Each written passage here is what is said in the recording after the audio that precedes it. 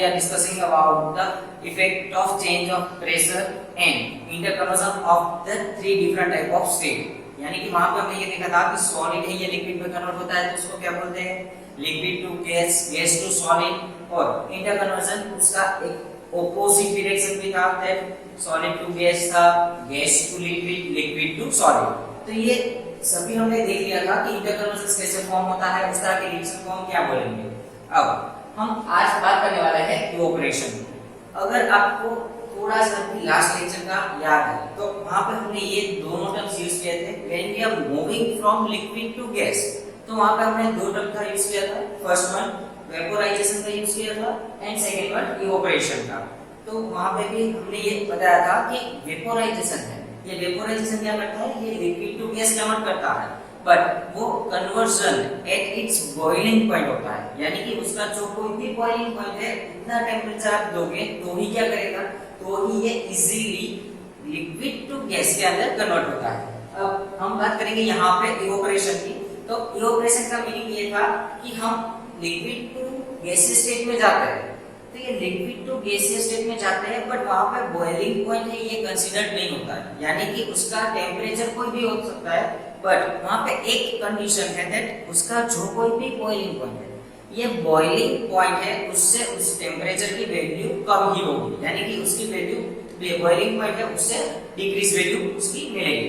तो उसको हम कैसे बोल सकते हैं that change of liquid into vapour. Vapour यानी कि उसका गैसियस स्टेट है, तो लिक्विड है ये चेंज हो रहा है into the gaseous state at any temperature, but temperature कोई भी सकता है बट यहां पे एक कंडीशन है, क्या है, बिलो इज बॉइलिंग पॉइंट। उसका जो कोई भी बॉइलिंग पॉइंट है उससे उसकी वैल्यू कैसी होनी चाहिए, कम होनी चाहिए, मींस उसकी वैल्यू उससे बिलो ही होनी चाहिए। Is known as evaporation. उसको हम क्या बोलते हैं, इवोपरेशन। आपने बहुत बार ये भी देखा होगा कि हमारे पास वाटर है तो उसका बॉइलिंग पॉइंट है 100 डिग्री सेल्सियस, बट जब भी हम अपने क्लोथ्स को ड्राई करने के लिए रखते हैं, तो जब भी हम अपने क्लोथ्स को ड्राई करने के लिए रखते हैं तो उसमें तो 100 डिग्री जितना टेम्परेचर नहीं आता है, फिर भी उसके अंदर जो कोई भी वाटर मॉलिक्यूल्स प्रेजेंट है, ये वाटर मॉलिक्यूल्स वहां से रिमूव हो जाते हैं। तो वहां पे आपको ये सिलेक्ट होना चाहिए कि वो रिएक्शन कौन सी हुई है उसके अंदर, इवोपरेशन की रिएक्शन उसके अंदर फॉर्म हुई है। तो मेनली ये बेसिस था कि इवोपरेशन हम किसको बोलते हैं। तो इवोपरेशन है ये इसीलिए आपको यही क्या करना है that liquid into gas convert होता है, बट वहां पे कंडीशन क्या थी, बिलो इट्स बॉइलिंग पॉइंट। उसका जो कोई भी बॉइलिंग पॉइंट है, ये बॉइलिंग पॉइंट से उसकी वैल्यू ऑलवेज कैसी होगी, ये बहुत ही कम होगी। अब इवोपरेशन है, ये इवोपरेशन किस चीजों के ऊपर डिपेंड करता है। It means the main factors affecting of the evaporation. Evaporation को कौन-कौन से फैक्टर है ये अफेक्ट कर सकते हैं। टोटली 4 फैक्टर्स है जो इवोपरेशन को अफेक्ट करेंगे। आल्सो ये सभी फैक्टर्स ऐसे हैं जो अफेक्ट करते हैं, ये एक दूसरे के ऊपर रिलेटेड भी है और एक दूसरे को रिलेट भी करते हैं। तो फर्स्ट वन हम यहाँ पे देख सकते हैं इंक्रीज इन सरफेस एरिया। अब हमें सरफेस एरिया है ये पता है कि सरफेस एरिया क्या होता है, it means the total surface of the liquid. जितना सरफेस एरिया बढ़ेगा उतना ही इवोपरेशन की वैल्यू है ये क्या करेगी, इंक्रीज होगी। इट मींस दैट कि सरफेस एरिया की वैल्यू है ये क्या होती है, इंक्रीज होती है, देन मींस सरफेस एरिया की वैल्यू इंक्रीज होती है तो क्या होता है, तो इवोपरेशन है ये इवोपरेशन की वैल्यू भी बढ़ेगी। क्यों ऐसा क्या कैसे होता है, तो आपने नॉर्मली चाय पी होगी, चाय हम सॉसर में भी पीते हैं, कप में भी पीते हैं। अब कप है वहां पे चाय है ये बहुत लॉन्ग टाइम के लिए हॉट ही रहती है, बट सॉसर है उसमें उसकी ही वैल्यू चाय सेम ही है, फिर भी उसका जो हॉटनेस है ये हॉटनेस क्या हो जाती है, इजीली उसकी हॉटनेस यानी कि उसकी गर्मी है ये इजीली इवोपरेट हो जाती है, निकल जाती है। क्यों, बिकॉज वहां पे सरफेस एरिया डिपेंड करता है, क्योंकि हमारे पास कप था तो ये कप का सरफेस एरिया बहुत ही कम होता है एंड सॉसर है तो उसका surface area compare to cup बहुत ही ज्यादा होता है। तो जब जब सरफेस एरिया ज्यादा होगा तो ये जब भी सरफेस एरिया बहुत ही ज्यादा होता है तब क्या होता है कि सरफेस एरिया ज्यादा होता है तो उसका इवोपरेशन भी बहुत ही ज्यादा होता है। इफ सरफेस एरिया है उसकी वैल्यू बहुत ही कम है तो उसका इवोपरेशन भी क्या होगा, तो उसका इवोपरेशन भी बहुत ही कम देखने को मिलेगा। अब यहाँ पे एक मेन थिंग है आपको ये याद रखना है कि हमारे पास ये लिक्विड टू वेपर तो कन्वर्ट होते हैं, बट ये लिक्विड इनटू वेपर कैसे कन्वर्ट होते हैं? तो मेनली क्या होता है कि सपोज यहाँ पे हमारे पास एक बीकर है, उसके अंदर हमने ये वाटर है उसको फिल अप किया है, यानी कि इसके अंदर हमने लिक्विड स्टेट है उसको फिल अप किया है। अब यहाँ पे जो वाटर मॉलिक्यूल्स है उसकी जो सरफेस थी वहां पे उसके पार्टिकल्स ऐसे आपको दिखाई देंगे। अब ये सभी पार्टिकल्स क्या करेंगे, उसको टेम्परेचर मिलेगा, तो जब भी उसको टेम्परेचर मिलता है तो ये मोशन में आते हैं। और हमने ये आगे भी पढ़ा था कि जब भी पार्टिकल्स मोशन में आते हैं तो उनकी काइनेटिक एनर्जी है, ये काइनेटिक एनर्जी की वैल्यू इंक्रीज होती है। अब काइनेटिक एनर्जी की वैल्यू यहाँ पे इंक्रीज होती है तो ये क्या करते हैं, तो ये कंप्लीटली मूव होने के बाद इजीली इजेक्ट हो जाते हैं। कंप्लीटली फर्स्ट ऑफ ऑल क्या करते हैं, ये मूव करते हैं एंड मूव करने के बाद ये क्या करते हैं, इजेक्ट हो जाता है फ्रॉम द सरफेस। अब ये सरफेस के ऊपर से इजेक्ट हो जाता है, इट मींस है कि वहां से ये लिक्विड स्टेट में थे वहां से कहां चले जाते हैं, तो इन गैसियस स्टेट ये चले जाते हैं। तो यहाँ पे मेनली जो सरफेस थी ये डिपेंड करती है कि वहां पे इवोपरेशन है ये कैसा होगा। तो हम सरफेस एरिया है उसकी वैल्यू को इंक्रीज करते हैं, तो ये इंक्रीज होती है सरफेस एरिया की वैल्यू, तो ये इवोपरेशन की वैल्यू को भी क्या करेगा, ये इंक्रीज करेगा। अब ये तो हमने देखा कि ये फर्स्ट फैक्टर था कि सरफेस एरिया को इंक्रीज करते हैं, तो उसके थ्रू हम इवोपरेशन को कैसे उसकी वैल्यू को इंक्रीज करेंगे। अब सेकंड वन है इंक्रीज इन टेम्परेचर। अब यहाँ पे हमने इंक्रीज इन टेम्परेचर बोला है, वहां पे भी ये रिलेशन सेम ही होता है, सेम होता है। It means if we increase the value of temperature तो क्या होगा, तो इवोपरेशन है, ये इवोपरेशन की वैल्यू को भी क्या करेगा, बहुत ही बढ़ाएगा। इसका मेन रीजन भी यही पे आपको देखने में मिलेगा कि हमने यहाँ पे ये बोला था कि ये जो सरफेस के ऊपर पार्टिकल्स प्रेजेंट है वाटर मॉलिक्यूल्स के और लिक्विड स्टेट के, वहां पे उसको समहाउ टेम्परेचर मिलेगा तो ये क्या करेंगे, मोशन करेंगे।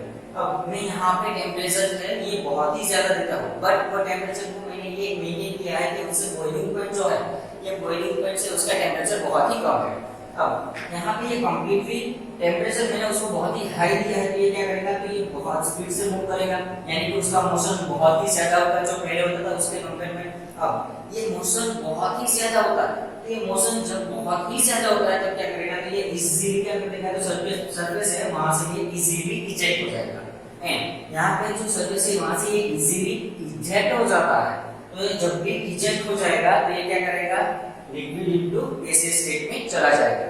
तो ये मेनली टू पोर्शंस है कि एक है कि हम सरफेस एरिया बढ़ाते हैं तो सरफेस एरिया बढ़ता है तो उसके मोशन के पार्टिकल्स बढ़ेंगे, उसका इजेक्शन भी बढ़ेगा, ऑल्सो उसके टेम्परेचर को क्या करते हैं, उसकी वैल्यू को इंक्रीज करते हैं। तो उसके टेम्परेचर की वैल्यू को हम जब भी इंक्रीज करते हैं तो ये भी ऑल्सो शो करता है कि ये सरफेस एरिया एंड टेम्परेचर ये दोनों जब भी उसकी वैल्यू को इंक्रीज करते हैं तो ये इवोपरेशन के रेट को भी क्या करते हैं, बहुत ही ज्यादा बढ़ा देते हैं।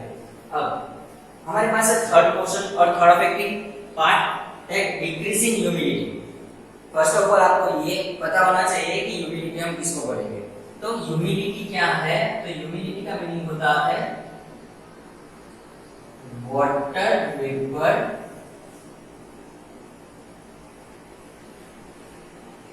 Present in surroundings. जो वाटर है उसके वेपर है, ये वाटर वेपर हमारे सराउंडिंग्स में जो कोई भी प्रेजेंट है उसको हम क्या बोलते हैं, ह्यूमिडिटी बोलते हैं। सिंपल मॉइस्चर भी बोल सकते हो, बट यहाँ पे मॉइस्चर है और ह्यूमिडिटी है ये सेम थिंग है, तो हम ये भी बोल सकते हैं कि water vapour present in atmosphere और water vapour present in surroundings. तो ये दोनों टर्म्स का मीनिंग तो सेम ही है कि ह्यूमिडिटी का मीनिंग है वाटर वेपर है।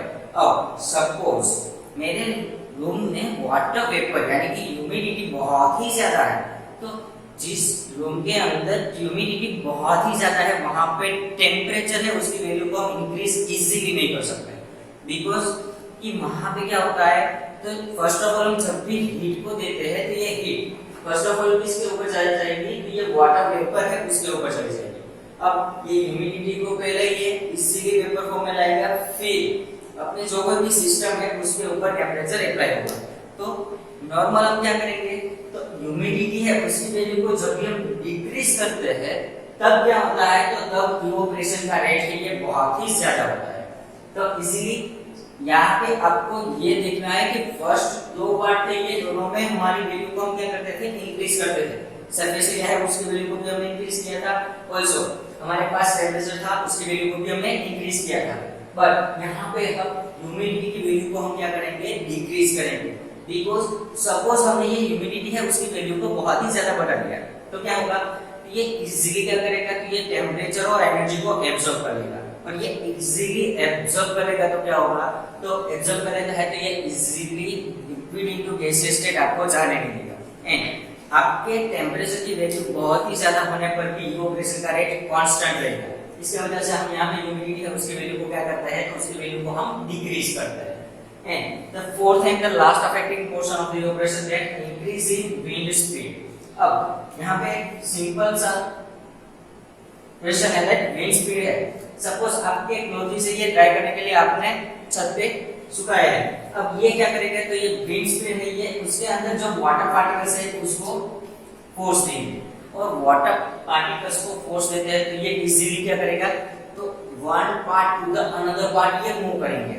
जितना विंड स्पीड ज्यादा होगा तो ये विंड स्पीड ज्यादा होगा तो क्या करेगा, बहुत ही स्पीड से फोर्स अप्लाई करेगा। एंड जब बहुत ही स्पीड से फोर्स अप्लाई करता है तो ये क्या करेगा, तो ये बहुत ही स्पीड से फोर्स अप्लाई करेगा तो ये बॉटम मॉलिक्यूल्स के पार्टिकल जो क्लोथ के अंदर प्रेजेंट है उसको क्या कर देगा, तो ये इजीली उसको थ्रो बैक कर देगा, उसकी पोजीशन को चेंज कर देगा, और एल्स हम ये भी बोल सकते हैं कि उसको क्लोथ से रिमूव कर देगा। और ये क्लोथ को इजीली विंड स्पीड से हम रिमूव कर सकते हैं, उसकी वजह से हमारा क्लोथ ये थ्रू आउट ड्राई हो जाता है। एंड द वाटर पार्टिकल्स जो one place to another place move हो गए, ये क्या करेंगे कि ये लिक्विड से तो इजीली कहां पे चले जाएंगे, तो ये इजीली गैसियस स्टेट में चले जाएंगे। तो यहाँ पे हमारे पास चार मेन फैक्टर्स अफेक्टिंग पोर्शंस है, increase in surface area, increase in temperature, increase in humidity and increase in wind speed. ये चारों की मदद से, इनकी हेल्प से ये इवोपोरेशन है उसके रेट को हम क्या कर सकते हैं, तो उसके रेट को हम इजीली बहुत ही ज्यादा बढ़ा सकते हैं। अब हमारे पास तीन तरह के क्वेश्चंस हैं। फर्स्ट क्वेश्चन है how does evaporation cause cooling. Evaporation है ये इजीली कूल कैसे होता है और इसके ऊपर रिएक्शन कौन सी होती है। तो मैं यहाँ पे एक आपको बात बोलता हूँ कि हमारे पास इवोपोरेशन होता है तो ये इजीली क्या करता है, तो ये इजीली एनर्जी को एब्जॉर्ब करेगा। अब ये जब भी इजीली एनर्जी को एब्जॉर्ब करता है तो ये एनर्जी एब्जॉर्ब होने के बाद क्या होगा, तो ये जब भी एनर्जी एब्जॉर्ब करेगा तो उसके सराउंडिंग में जो कोई भी टेम्परेचर है उसकी वैल्यू को डिक्रीज करेगा। एंड उसके सराउंडिंग में जो कोई भी टेम्परेचर है उसको डिक्रीज करता है, उसकी वजह से हमको क्या लगता है कि ये कूलिंग है ऐसा लगता है। सपोज आपके पास ये केमिकल है that one is known as acetone, also इसको हम नेल रिमूवर भी बोलते हैं, नेल पॉलिश रिमूवर। तो ये नेल पॉलिश रिमूवर और उसका एक्चुअल नेम क्या है, एसीटोन। अब एसीटोन को आप अपने पाम के ऊपर रखते हो, पाम के ऊपर रखने के बाद उसको मिनिमम 1 मिनट तक आपको रखना है। रखते हो तो आफ्टर 1 मिनट आपको आपकी पाम के अंदर बहुत ही ठंडक महसूस होगी। तो ये हमको कूल क्यों इफेक्ट शो होती है, बिकॉज हमारे पाम के अंदर जो कोई भी एनर्जी थी ये एनर्जी को क्या करेगा, ये एब्जॉर्ब करेगा। एंड ये एसीटोन जब भी उसको एब्जॉर्ब करेगा तो वहां से ये लिक्विड स्टेट में था वहां से कहां चला जाएगा, तो ये इसलिए वहां से गैसियस स्टेट में चला जाता है। इट मींस कि वहां पे एसीटोन का इवोपोरेशन होता है, बट वो इवोपोरेशन कैसे हुआ, तो हमारी पाम के अंदर जो कोई भी एनर्जी थी ये एनर्जी को उसने एब्जॉर्ब कर लिया। एंड ये एनर्जी को एब्जॉर्ब करने के बाद ये क्या करता है, तो एनर्जी को एब्जॉर्ब करने के बाद गैसियस स्टेट में चला जाता है एंड अपने पाम को क्या करवाता है, तो उसको कूलिंग इफेक्ट शो करवाता है। तो हम यहाँ पे इजीली ये बोल सकते हैं कि इवोपोरेशन है उसका कूलिंग कैसे होता है, तो ये सराउंडिंग से हीट को एब्जॉर्ब करता है एंड गैसियस स्टेट में जाता है। तो ये सराउंडिंग में से हीट को एब्जॉर्ब करने के बाद गैसियस स्टेट में चला जाता है, तब क्या होगा, तो ये इजीली जो सराउंडिंग था जहां से उसने हीट को एब्जॉर्ब किया है उस सराउंडिंग को क्या कर देगा, ये कूलिंग इफेक्ट शो करेगा। अनदर क्वेश्चन है हमारे पास है why should we wear the cotton clothes during the summer. अब मेनली आपको ये तो पता है कि हम इन समर प्रेस पर बहुत ही ज्यादा करते हैं, ऑल्सो हमारे बॉडी में से स्वेट बहुत ही ज्यादा निकलता है। अब जब भी हमारे बॉडी में से स्वेट बहुत ही ज्यादा निकलता है एंड रेस्पिरेट भी बहुत होता है, तो क्या करेंगे, तो कॉटन क्लोथ्स को हम पसंद इसलिए करते हैं बिकॉज कॉटन क्लोथ्स है is the good absorber of the water molecules. Sweat है यानी कि उसके अंदर भी हमारे बॉडी का जो पानी है यही निकलता है, तो ये सॉल्टी वाटर हमारे बॉडी में से बाहर निकला, यानी कि स्वेट निकला, तो ये इजीली कॉटन क्लॉथ से ये क्या करेंगे, इजीली बॉडी में से एब्जॉर्ब करेंगे। अब हमारे बॉडी में से ये वाटर मॉलिक्यूल्स को एब्जॉर्ब कर लेते हैं, स्वेट को एब्जॉर्ब कर लेते हैं, तो हमारी बॉडी को ये कूलिंग इफेक्ट शो करेगा। अनदर थिंग, ये कॉटन क्लॉथ है, ये इजीली एब्जॉर्ब तो कर लेंगे, बट थोड़ा सा टेम्परेचर की वैल्यू है उसको बढ़ाएंगे, तो ये क्या कर देगा, तो ये इजीली उसके ऊपर जो भी वाटर मॉलिक्यूल जिसको उसने एब्जॉर्ब किया है, ये उसको क्या कर देगा, इजीली थ्रो आउट, यानी कि उसको लिक्विड में से कहां पे भेज देगा, गैसियस स्टेट में। इट मींस कि कॉटन क्लॉथ्स हमने सपोज वियर ये है, ये कॉटन क्लॉथ्स क्या करते हैं, स्वेट को एब्जॉर्ब करने के बाद बाय हीट और बाय टेम्परेचर ये क्या कर देंगे, तो ये एब्जॉर्ब किया हुआ जो कोई भी वाटर था ये इजीली उसको थ्रो बैक कर देंगे। एंड थ्रो बैक करने के बाद ये क्या शो करेंगे, तो ये इजीली क्या शो करेंगे, तो good absorber of water and good evaporating portion. तो कॉटन है ये इजीली उसको क्या करेगा, तो इसको टेम्परेचर और विंड्स भी मिले के थ्रू ये क्या करता है, तो इजीली उसके ऊपर जो भी वाटर मॉलिक्यूल्स था उसका इवोपरेशन फॉर्म करता है, एंड ये इजीली उसका इवोपरेशन फॉर्म करने के बाद ये लिक्विड इनटू गैसियस स्टेट चला जाता है।